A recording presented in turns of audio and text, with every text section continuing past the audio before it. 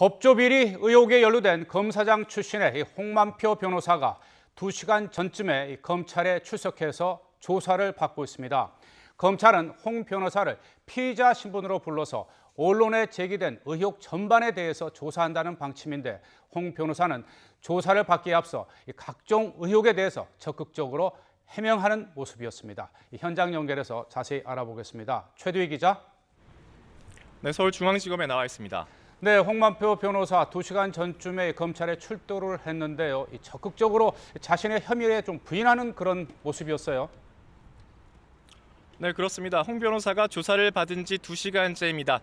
홍 변호사는 예정된 출석 시간이 오전 10시보다 10분쯤 빠른 오전 9시 50분쯤 검찰청사에 도착했습니다. 회색 양복 차림의 홍 변호사는 비교적 담담한 표정으로 기자들의 질문에 답했습니다. 무엇보다 각종 의혹에 대해선 책임질 부분은 책임지고 검찰 수사에 최대한 협조하겠다고 말했습니다. 특수통 검사 출신으로 후배들의 수사를 받는 심경을 묻는 말엔 한숨을 쉬며 참담한 심경이라고 밝혔습니다. 그럼 홍 변호사의 말 잠시 들어보겠습니다. 저를 둘러싼 각종 의혹 사항에 대해서 제가 책임질 부분 책임지고 신속하게 수사가 마무리되도록 수사에 최대한 협조를 하겠습니다. 일부 언론에서 제기된 몰래 변론 상당 부분이 해명이 될 겁니다. 홍 변호사는 현재 피의자 신분으로 검찰 조사를 받고 있습니다. 검찰이 의심하는 혐의는 크게 2가지, 탈세와 변호사법 위반입니다. 원정 도박 혐의로 실형을 선고받은 정은호 대표의 변론을 맡으면서 수임료를 제대로 신고하지 않고 부적절한 변론을 한 혐의를 받고 있습니다. 또 솔로몬 저축은행 사건을 후배 변호사에게 소개해주고 받은 3억 5천만 원이 사건 알선료인지도 조사가 필요한 부분입니다. 아울러 홍 변호사가 소유했다는 의혹을 받고 있는 부동산 업체를 통해 수임료 수익을 세탁했다는 의혹도 캐물을 예정입니다.